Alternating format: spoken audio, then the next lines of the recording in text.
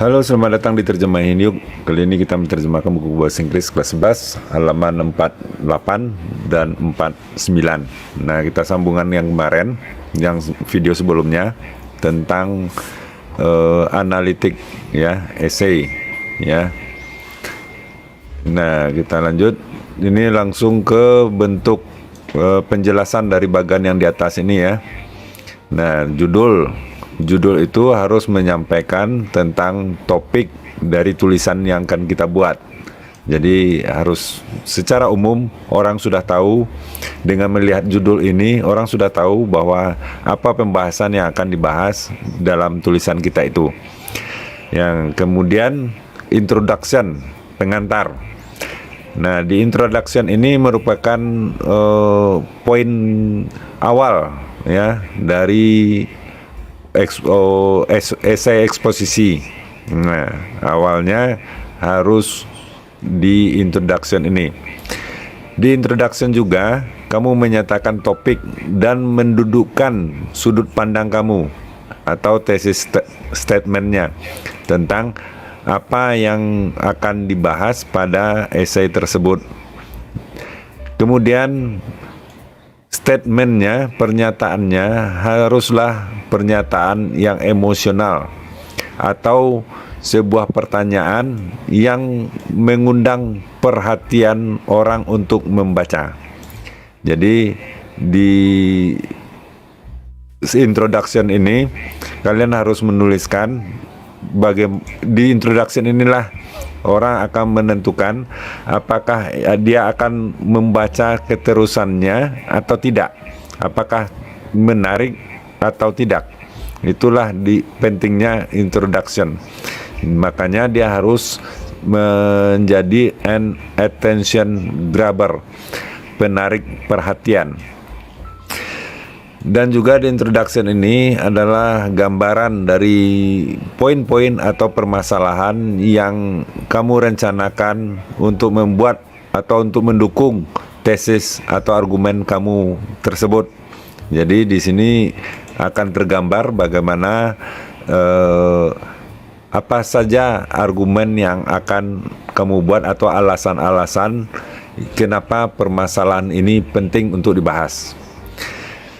Lanjut, body atau batang tubuh. Nah, ini berisikan seri dari argumen untuk meyakinkan audien. Jadi ada beberapa buah argumen yang akan kamu sampaikan pada bagian batang tubuh ini.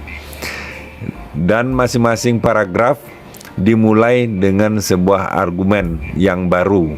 Jadi seandainya ada di batang tubuhnya ini ada 3 argumen ya yang akan kamu sampaikan. Jadi ada 3 paragraf juga.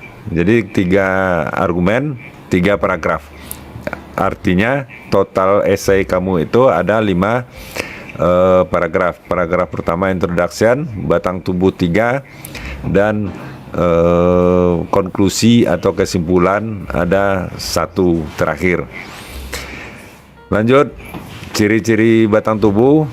Masing-masing paragraf harus mempunyai sudut pandang utama. Kemudian ada alasan kenapa sudut pandang itu harus dijelaskan, dan bukti-bukti untuk mendukung permasalahan atau yang akan kamu sampaikan pada paragraf tersebut. Sebagai contoh, kita lihat di global warming ini ya. Ini ada 1, 2, 3 argumen ya, 3 main point ya.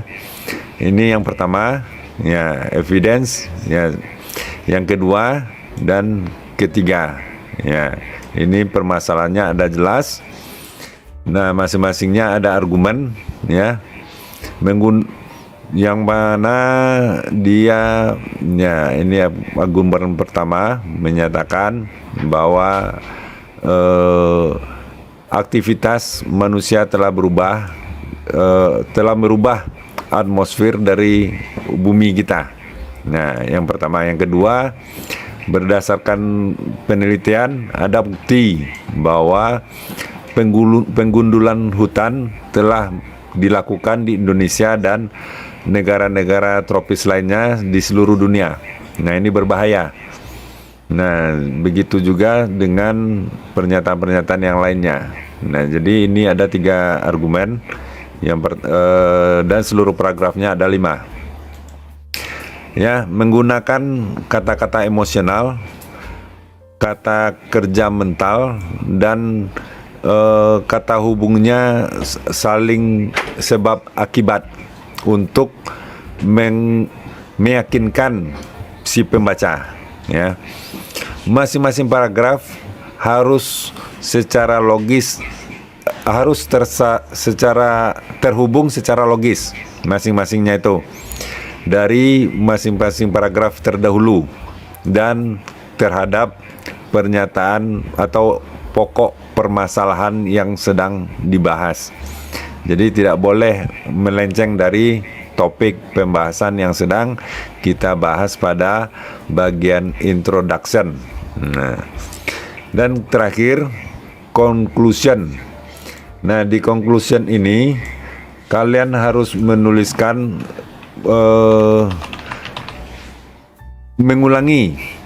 mengulangi dari thesis statement atau menekankan pentingnya permasalahan yang kamu sedang bahas. Dan terakhir adalah mengambil kesimpulan dari pernyataan dari seluruh pembahasan yang kita lakukan. Nah, itulah terjemahan dari halaman 48 sampai 49. Mudah-mudahan bermanfaat. Jangan lupa subscribe dan like. Sampaikan pada guru dan teman. Sampai jumpa.